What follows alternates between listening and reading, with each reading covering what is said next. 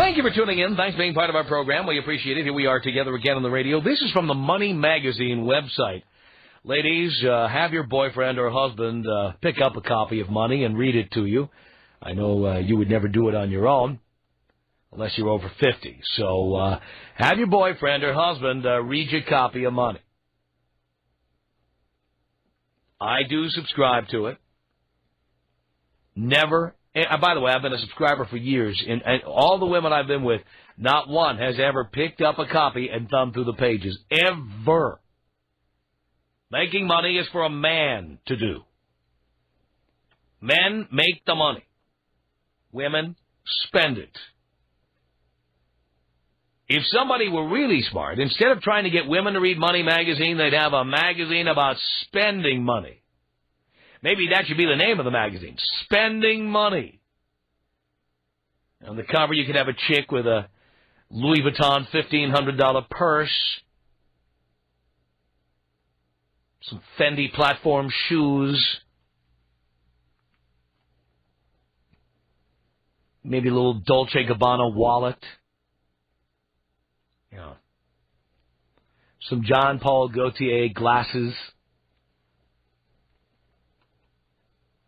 So we're entering a mall. You know, if you had a magazine like that, it would sell like hotcakes.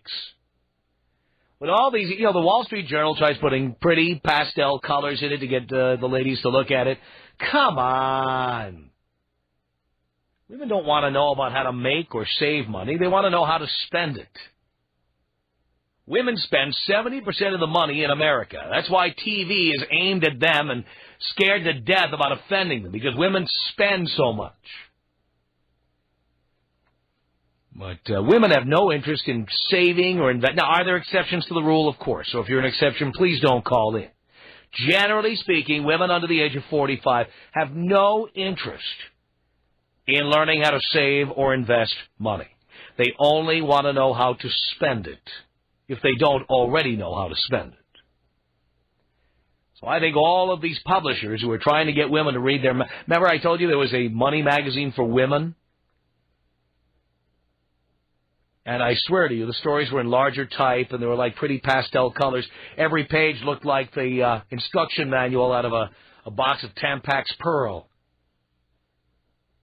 Or OB tampons. All those, like, you know, purple and pink colors in it and everything. Yeah, it was great. That was a big success. Instead of trying to get women to read magazines about how to make money, they ought to publish a magazine about how to spend it. Things you could spend money on. How to get your husband to give you more money. How to date men with money. I'm amazed no one's ever come up with a magazine like this. It's so politically incorrect, they're afraid to do it. You know what? I should do it. I should become a publisher of a magazine, call it Spending Money. And every month have a picture of some gold-digging bitch on it. How to get a guy to give you his frequent flyer miles. I can think of a million articles you could put in a magazine like that.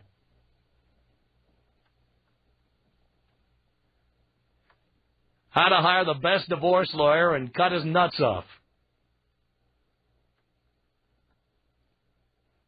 If he can't get it done on the sack, how to feel better about it by looking around the room and seeing all the great stuff he's bought you. I mean, there's a million articles you could have in that magazine. Cash for your cooch. Turn your cooch into cash. As we always say, it's not an accident that God designed the vagina to look like a wallet.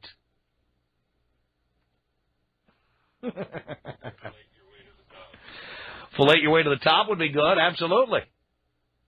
I mean, there's a million articles. Somebody's missing the boat by not publishing a magazine like this.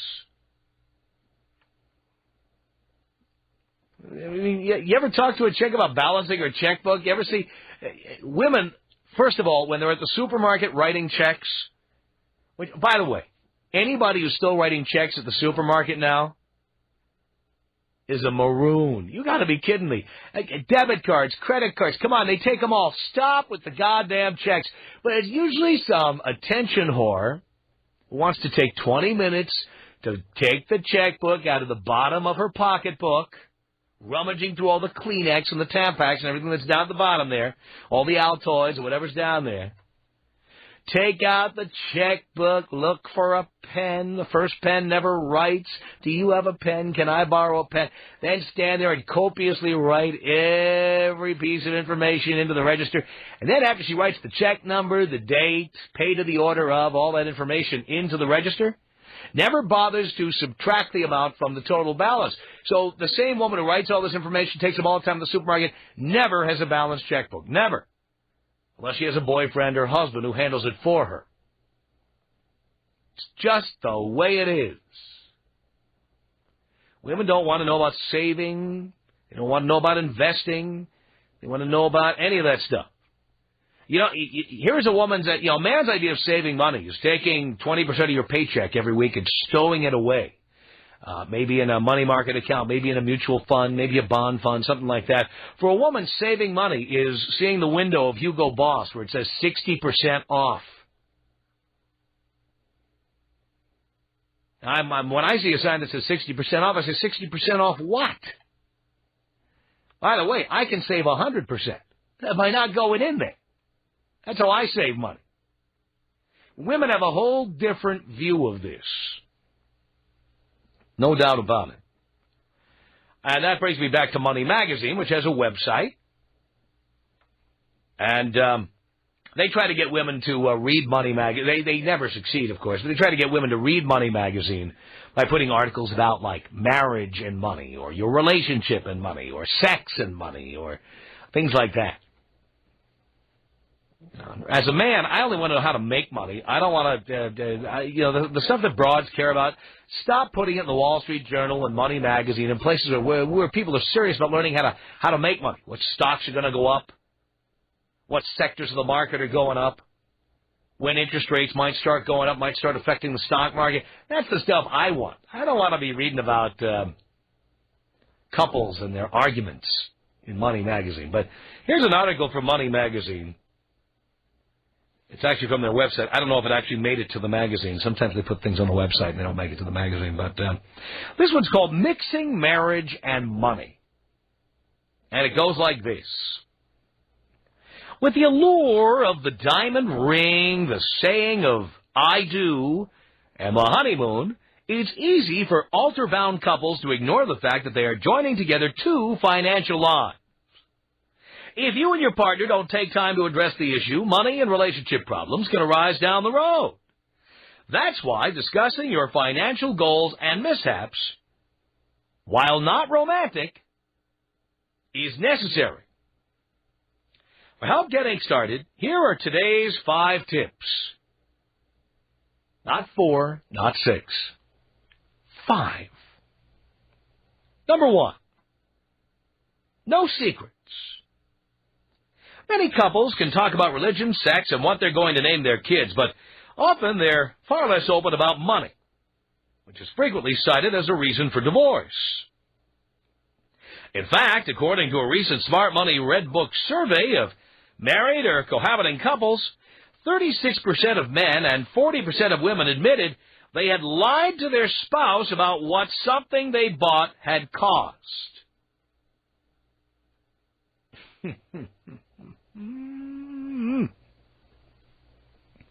Many couples get married and don't understand each other's spending and saving styles. Someone may feel comfortable incurring a lot of credit card debt. The other partner may freak if they have to pay interest. It leads to fights. It leads to arguments. So they need to talk about the saving and spending style, said Diane Forden, editor-in-chief of Bridal Guide magazine. Failure to talk about your finances and your money styles is also a failure to plan and to plan effectively. And that's one of the biggest reasons why couples can get into financial trouble. You should disclose as much as you can to each other, including your salary, debt load, student loans, inheritance, savings, and credit status. Start by having small conversations, not just one big one. Do it on your leisure time. Don't try to fit it in on the way to work or when you both come home and are exhausted. Yeah, when you're having that nice romantic weekend, tell her that you want to know how much debt she has. Make sure she has supporting documentation. Tip number 2, to combine or not to combine. The Smart Money Red Book survey found 64% of respondents maintain joint bank accounts. with just 14% keeping everything in separate accounts and another 18% using both. Figure out as a couple what your joint expenses are, as well as how you want to save and how you want to spend your money. If you are a younger couple without a lot of assets, a joint account can work well. This lets you build together from the ground up. By the way, I don't agree with that at all. If you don't have assets today, and you're a man, odds are you'll have more assets down the road. In fact, you'll make more than she does. Why do you want her to get half of everything you make? Why? Why? Especially since most American women will start saying things to you like, you've got two hands, do it yourself, or you've got a right hand, what do you need me for, and things like that. Why would you want to, in turn, give her half of everything you make as the years go by? Even if you've got zero today, are you that much of a loser to believe you will always have zero for the rest of your life in the greatest country on earth where anybody can make any amount of money they want to if they're willing to work hard and take risks? Do you really believe you're that much of a loser? Think hard. Are you that much of a loser that the amount of money you make today will be the amount of money you're making 5 years from now? Or the amount of savings you have today will be the amount you have 5 or 10 years from now? If you believe that, you're a loser. Loser.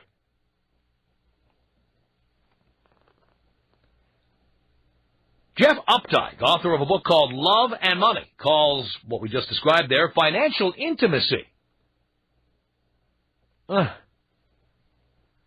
Well, if you're an older couple or going into a second marriage, separate accounts may make sense.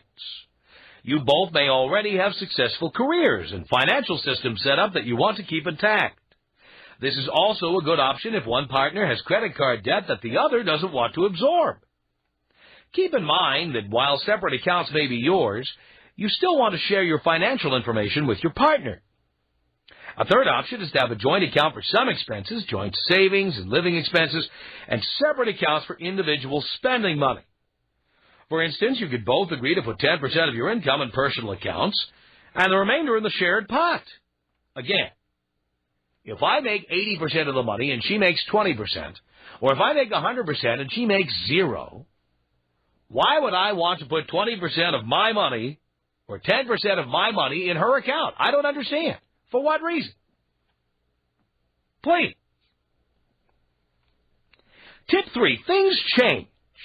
5 or 10 years into your marriage, your money concerns are likely to be different from those you had when you walked down the aisle. That's why, in addition to monthly money meetings with your spouse to keep abreast of near-term financial issues, you should discuss your big money picture at least once a year. Make sure your retirement plans mesh. If one's 401k is invested solely in high-risk funds, the other partner may want to diversify more. I don't agree. I think you should do your finances like you're going to be divorced, because half of all of us get divorced, and in California, 2 out of 3 of us get divorced. Now, I don't think you should be spreading your financial risk with another person who may leave you. For example, if you're the man, why should you have all your money in high-risk funds and she has it all in safe funds? It doesn't make any sense. Everybody should have a diversified account for later on when the marriage doesn't work out, which half of them don't. This is bad advice. Bad, bad, bad. Make sure, too, that you're aware of each other's desires and goals from taking vacations or buying a home to having children. And take time to discuss the what-ifs. What if one partner loses his or her job? Well, then I'll leave you because you're a loser. What if one wants to go back to school? What if someone gets a job in another part of the country? Will the other spouse be willing to pack up and move? Well, she'll say she wants to, and then when she gets there, she'll make your life a living hell. Maybe she'll dial 911. You never know. Try to make your life a living hell. I'm not speaking about any particular people. I'm just saying that that could happen. Tip 4, forget gender roles. Oh, please. To think the man is the sole breadwinner is so last century, says Money Magazine. Most couples who marry are dual career couples, and it's no longer uncommon to find couples where a woman makes more money than her husband. Those women are uniformly fugly. Uniformly. Whatever your situation, don't buy into the notion that money equals power in a marriage, Updike said. Really? He points out that while some men have no trouble with their wives earning more, others resent what they see as a loss of power. Well, again, a guy who's with a woman who makes more money than he does is with a fugly chick for that very reason. I mean, he's certainly not with her because he loves her. Please. On the other hand, if you're the partner with a nice pay package, you might feel you deserve certain privileges. Remember, marriage is a team effort. So keep an open line of communication with your spouse to discuss your expectations and fears. And tip number 5, discuss tough topics. There are some topics that nobody likes to talk about, but that need to be discussed, especially when children are involved. First and foremost, make sure you have a will. If you don't have a will before your death, state law will determine who gets your property, or worse yet, even raise your children. Updike also recommends a woman have at least one credit card in her name. See, they always prepare the woman for divorce, but never the man. They tell the man, oh, yeah, put 20% of your money in here and 10% in her personal account. Give her all the money, and then make sure she has a credit card in case there's a divorce. Which, by the way, she's got your last name, and if she has a credit card, she will end up using the card, and you will end up paying, boys. Money Magazine. Can I tell you something? Any woman who has debts, I wouldn't date her. Beyond having sex with her, wouldn't have a relationship with her, would not marry her.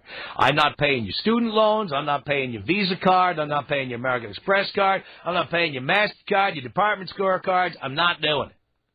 Any woman with debt, out. And that includes student loans, out. Okay, number 1. This is Tom Leykis money advice. Number 2, you got to have a prenup. You got to have a prenup as if you're Donald Trump, for God's sake, or Warren Buffett. Because even if you're not today, who knows you won't win the lottery? Who knows you won't cure AIDS? Guy who cures AIDS is going to be a very rich man. Who knows what will happen? Maybe you'll find you have an uncle who will leave you money and you'll inherit millions of dollars. You never know. Don't be a fool. And finally, as far as I'm concerned, no community property. I'm out. Let her get a job and make money, and I have a job and I'll make money, and you know what? Whatever they make, that's what they keep, for God's sake. Do you agree? Tom Leykis. 1-800-5800-TOM. Well, break it down for me. Tom Leykis. 1-800-5800-866. I'm a fairly new listener. I've been listening for about 6 months now. I love the show from day one. I've been hooked. I'm like a drug addict. The Tom Leykis Show. 1-800-5800-TOM is our telephone number. Can you marry somebody who doesn't have the same attitude about money you do? I can't. If you've got debts, you can't be with me. That's it. The Tom Leykis Show. Tom Leykis Show. From Los Angeles, 1-800-5800-TOM. That's our telephone number. Vanessa, on the Tom Leykis Show. Hello, Tom. Hello, Vanessa. How are you? Do you care, dear? I do. I'm doing great. Great. Well, I just wanted to comment on let me tell you a bit where I'm coming from. I've been married for about 6 months. My husband's a doctor. He has a bunch of student loans. And we were just talking about this on how to make our finances work the best for us. Now, for us right now, I think it's most beneficial to join our accounts, pay off the student loans as fast as we can, and then both jointly invest our money together on more, bigger investments that we can contribute to and both have an opinion on it, and then in the long term make more money. Well, you realize he could have done this without you if he's a doctor. Absolutely, he could have. Yes, no doubt absolutely. He makes more money than you do. Now, at the moment, he does, yes. And probably always will. He has a lot more debt than I do, so I'm helping pay his student loans as well at the moment. I understand that, but nonetheless, in the long term, that's bad for him, because if you divorce him, you can make a case that you own part of his practice. For him, that was a foolish thing to do. For you, it's probably a good deal. Well, no, because I'm owning a business myself, so he in turn would have half of mine. Uh-huh. But what kind of business do you have? How successful is it? It's a film business, and it's moving on up. We've been around for 76 years, and I think we'll... You own a company that's been around for 76 years? How old are you, 76? I'm 27. My father owns it. Oh, okay. So you don't own it, so he doesn't own it. Your husband doesn't own it. Not yet. And my husband doesn't own his practice yet either. Well, who owns it? No one. We're just starting it right now. Uh-huh. So I, in turn, am taking almost a bigger risk than he is at the moment to put all of my... Well, not really, because right now your father owns the business, not you. That's correct. So you're taking no risk at all. The only risk happens is if your father keels over one day and suddenly you inherit the business. Yeah, or I take it over, but my risk would be as well that the practice will fail, and then I'm stuck with all of his student loans. Come on. How many doctors' practices fail in Southern California? Please. I don't know the statistics. I couldn't tell you. I mean, you'd have to be like an incompetent. Well, not necessarily. So you're telling me that there are people who get degrees as doctors. They are not disenchanted with the profession. They want to do it. And despite the fact that they're good at what they do and they've got all the credentials, you're telling me they fail. They can fail in business, absolutely, because most of these doctors are trained medically as opposed to in business and how to run a business. Yes, but of course, if they're smart, they hire financial advisors, accountants, lawyers, what have you, as I have, for example. I'm losing you. You're losing me. Hello? Oh, there you go. Oh. I'm sorry, what's that again? I said that if a doctor is smart, he would do what I did, which is to hire good lawyers, a great accountant, financial advisor, rather than trying to do it himself. Right. But at first, you don't have the money to do that, so you'd have to do it yourself to get it started and make sure that you're making money. Well, you know what? I think the risk is low, and the risk for him is high. Really? Yes. How would that? I think it'd be more risky for me. Because you live in Southern California. 2 out of every 3 marriages ends in divorce. Uh-huh. In most cases I've ever known about, women get much more out of the divorce than men do. Right. And the man usually earns the bulk of the money and then usually ends up handing over half or more of it to the spouse. Okay, I understand that, but... So he's taking a big risk. You right now are making an investment in the future for yourself. And so is he. But he's really not, because let's say your marriage fails in 5 years and your father is still alive and running his business. Uh-huh. You lose nothing. He loses half of what he has to you. Right, which we have built together, though, with my help. I understand. You know what I mean? Because I can put the money towards his student loans right now and put my money into his business. So, in turn, he wouldn't be able to start it without me. Mm-hmm. Mm-hmm. Well, I don't know about this. Most doctors I have known are single when they become doctors. Uh-huh. They may have had a girlfriend help them through college, but then when they become doctors, they trade up, of course. Right, of course. Right? But not if they've got something good that's smart and can help them invest as well. You want smart in the beginning, and then later when you're rich, you want pretty, hot.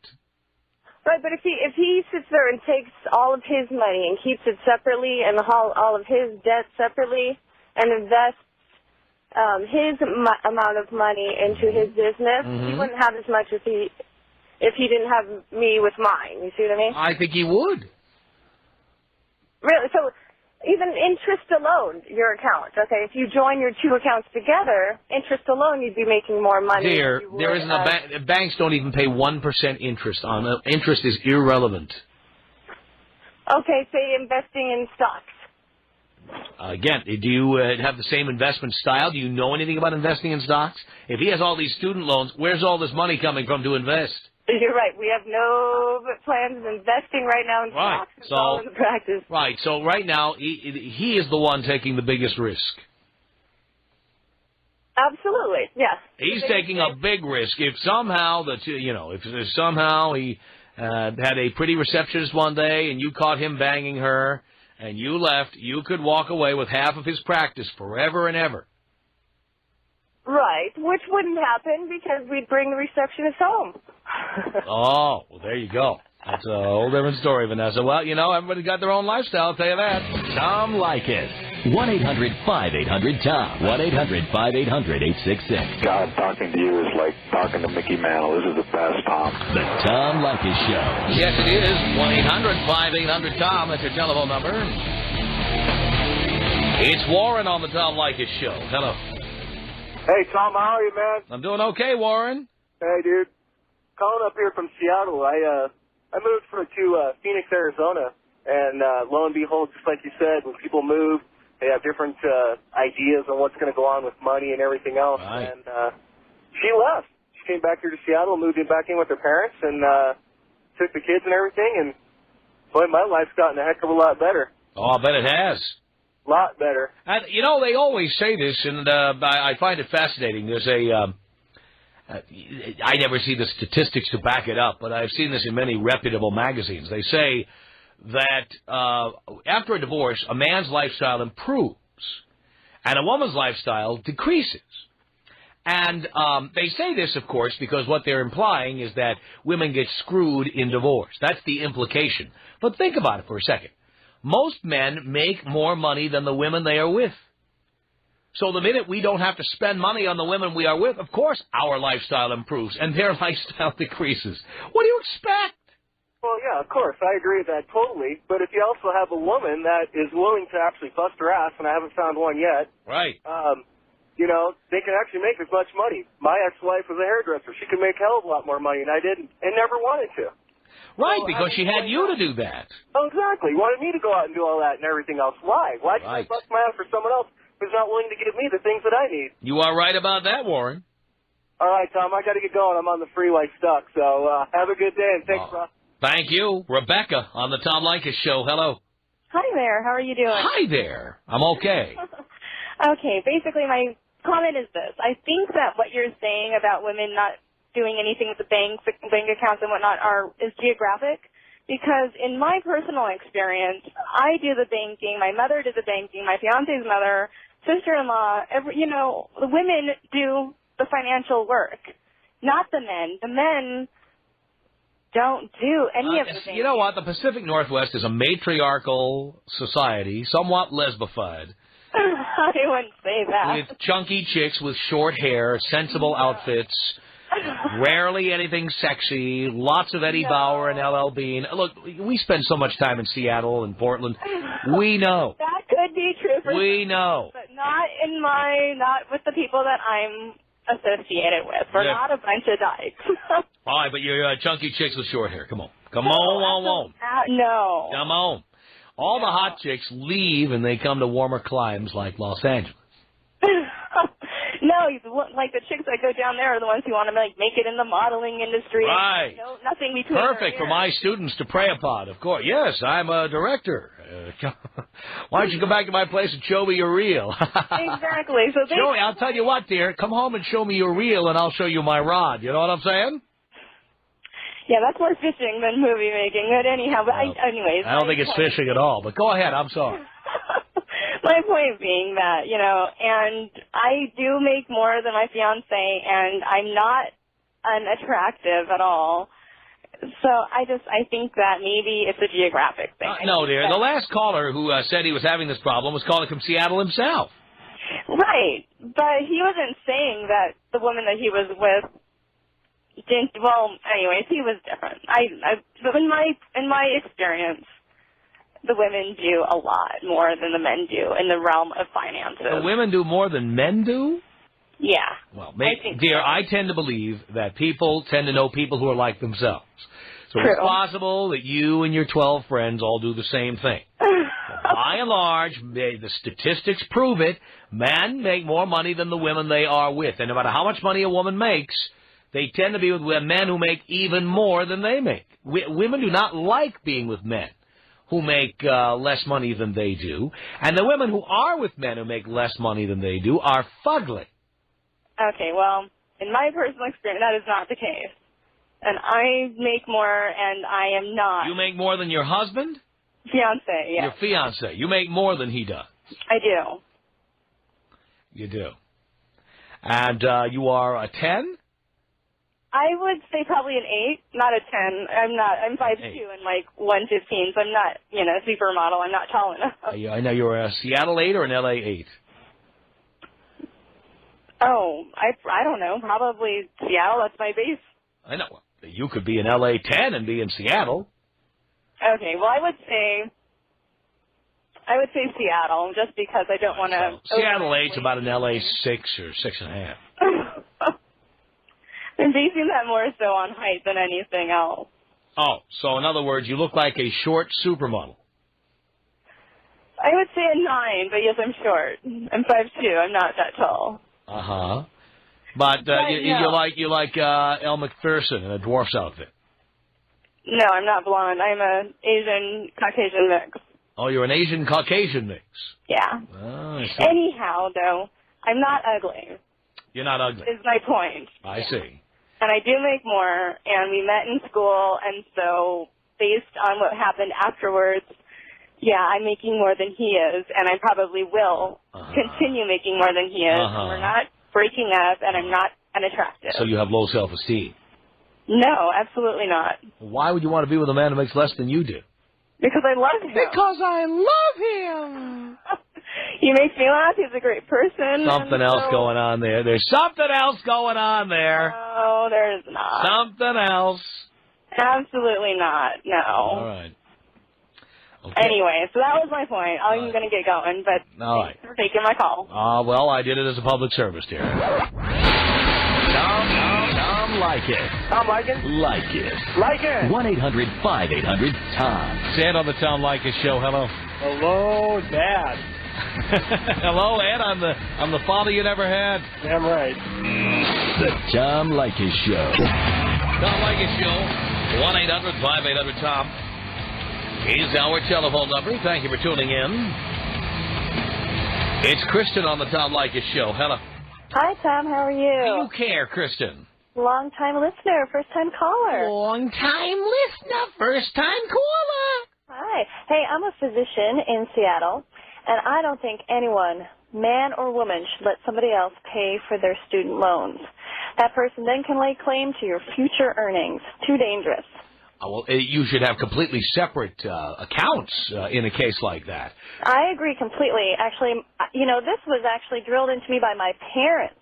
My parents said when I went through medical school, if I wanted to get married, that would be great, but they wanted to pay for everything. So if anything ever happened, he could never take any of my money. Yeah. Well, my attitude is I would never, I've been married, as you know, and divorced 4 times, never marry anybody with student loans, car loans, and credit card debt. Ever. You're right. Ever. You're right. Ever. You know what? If you want to be with me, you have to have a clean slate. I agree. And if completely. you don't, I'm out. You know what? Marriage is a business. Sorry, folks, it's a business, and I don't want to pay your debts. And I've always said, I meet all these chicks who have $25,000 American Express bills, and they spent the money going with the girls to Cabo for a week, and they spent the money on clothes to look good for the last 3 boyfriends, and they spent it on various weekends away and accessories and whatever. And you know what? I don't want to pay for the fun you've been having the last 5 years. I don't.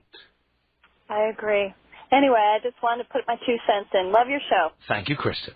Appreciate the call. 1-800-5800-TOM is our telephone number. It's Jack on the Tom Leykis Show. Hello. Hello, Tom. Hello, Jack. Man, I got to tell you, you're the last saving grace for our young men of America today. Somebody's got to do it. Excellent show. Definitely long-time listener, first-time caller. I heard your show for the first time 5 years ago, and I thought, this guy's very jaded. He's had a lot of bad experiences with women.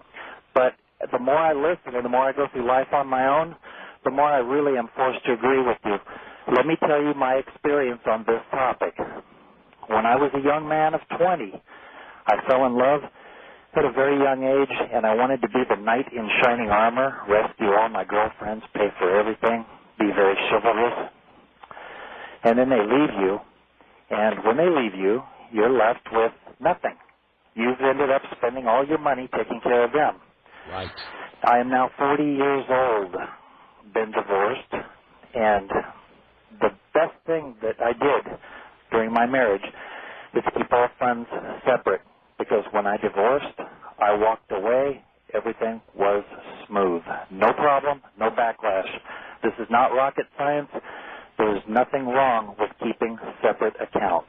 Absolutely not, especially since the odds are that 1 out of every 2 marriages ends in divorce. How many times do people have to hear that statistic? Yeah, well, it's pretty sad, though, when you look at how ridiculously stupid guys are these days. And I would say to guys that are listening to your show that what you're saying is relatively true. I mean, guys should get out there. They should have fun. They should have as much sex with as many different women as they can. They should protect their assets. I'm 40 years old. You know how I make my living? I make my living photographing people for lawyers that are cheating on their spouses. Oh, I'll bet that's really uplifting work. Unbelievable. Jack, thanks a lot for the call. I appreciate it. The Tom Leykis Show.